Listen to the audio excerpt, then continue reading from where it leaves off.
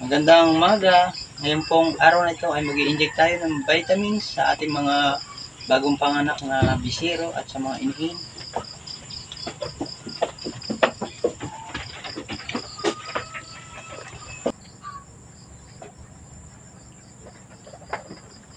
Ang i-inject po natin ngayon ay ang iron dextran at ang B-complex. Gagamit po tayo sa bisiro ng mga Eringilia na 1 ml at 5 ml naman sa mga malalaking kambing.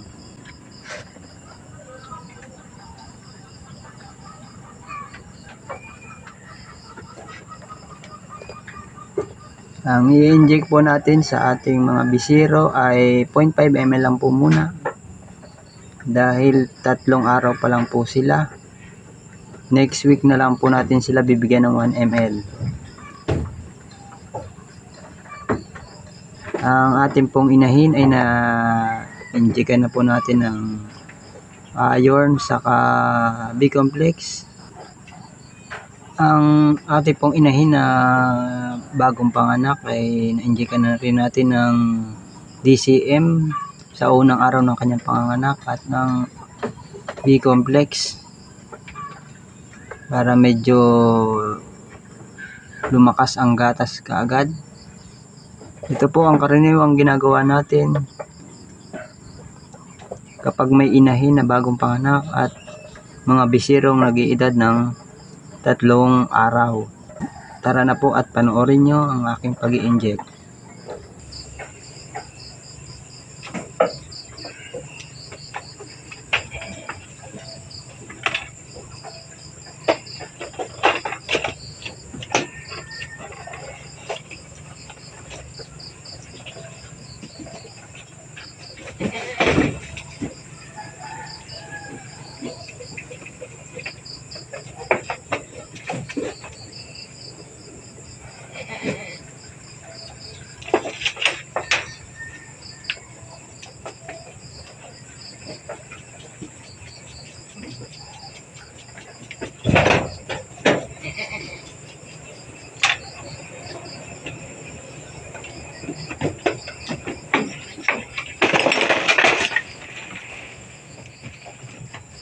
Yeah,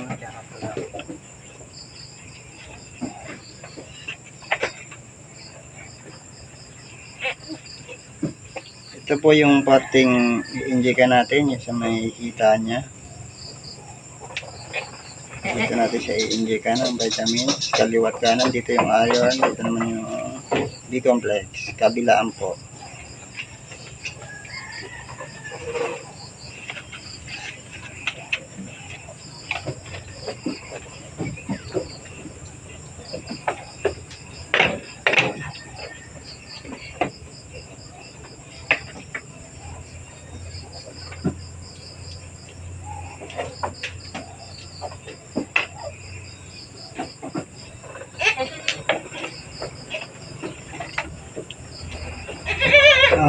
Vitamins po to.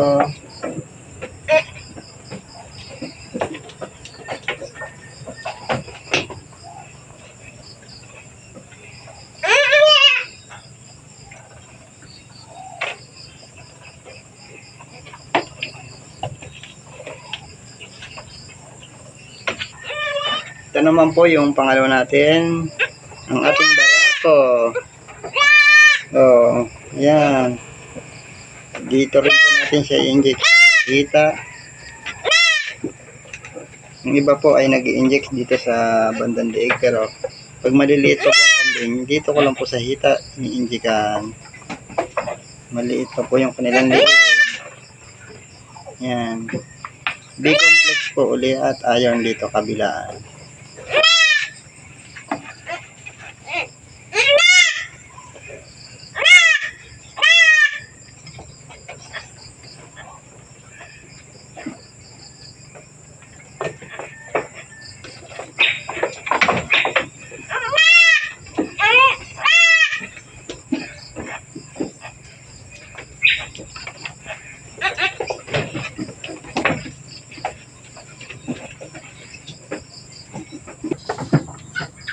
Hindi ko na po pinakita yung actual na pagtuturok sa kanilang mga hita. Ayan po. Ang vitamins po ay nakatutulong sa kanila para maging masigla sila at dagdag na resistensya para hindi sila magkasakit.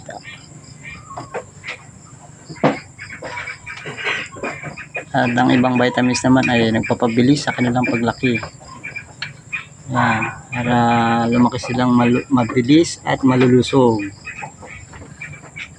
Yan po. Ito po yung ating babae. At ang ating barakong kulay brown. Ayan, nakalawit ang itlog sa hulihan. Hanggang dito na lang po muli at maraming salamat po sa panonood. Bye-bye!